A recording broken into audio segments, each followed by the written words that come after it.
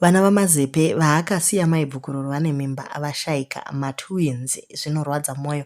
Welcome back to your channel. Please don't forget to like and subscribe. Mazepe adecida kukumbira uregero kuna Doreen nekuti akaseka mwana waDoreen uye akaremara. Saka ari kuti ndiye akonzeresa kuti vana vake vashaike nekuti sekaurema wafa.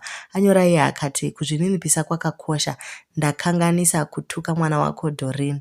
Mwari ngaandiregererewo. Ndinokumbira uregero kuzvitambirawo kana kusazvitambira, asi muhana mangu ndinenge ndazvipfudza. Ndoda futi kuti kumhuri yekwaMasomera ndinotenda nerudo rwamakandiratidza kuburikidza nekunditambira kwamakaita. Tiri vanhu vanokanganisa. Ndiregerereiwo, ndinoita zvimwe zvinhu ndichiti ndiri kugona. Gogo musaladi, sori zvenyu ndakakutukirai muzukuru wenyu. Handina kuziva kuti mungatsamwa kusvika pakadai. Saka nematauriro ari kuita Mazepe ari kuti pane zvakaitika, pane vakatsamwa kusvika matwins ake ashaika. Vakuru vakati nambetambe inoregwa ichanaka. Zvimwe zvinhu zvatinoita paFacebook, today I learned a lot. Vedu vandakatuka once again, handichazivi muvengi wangu ndiani. Matambudziko every corner. Ndokumbira uregerero. Izvi zvekunzi king mune zvakaipa hazvina kunaka. 2024 ngatitambei zvakanaka.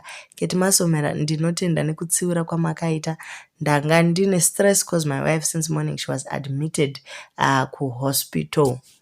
So from now on I will be off on Facebook live. I will be posting, but not my lives. My life, my likes, zvinotipa. Now I feel like ndindauraisa matwins angu. I'm in pain. I can't even sleep thinking of wife. She's on oxygen now, but mwari vanoziva zvavazviitira. Masomera family, I love you. I'm not here in Europe kukurwisa aiwa kwete ndinotodawo mugare muchifara. Even sisketi, you know how many times ichiti ngatifarei zvichanaka, but I failed.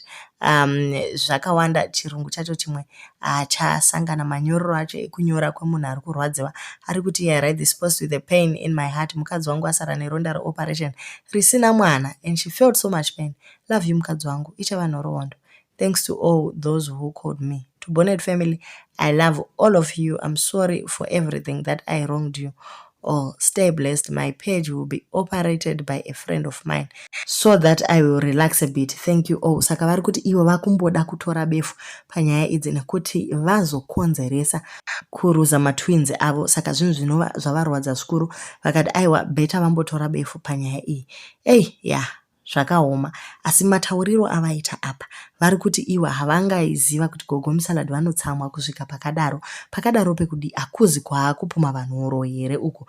Zvinoitika zvemastillborn izvi zvinoitika kunzvimbo dzakasiyana siyana. Saka tinongoti sori kuna Mazepe nemudzimai.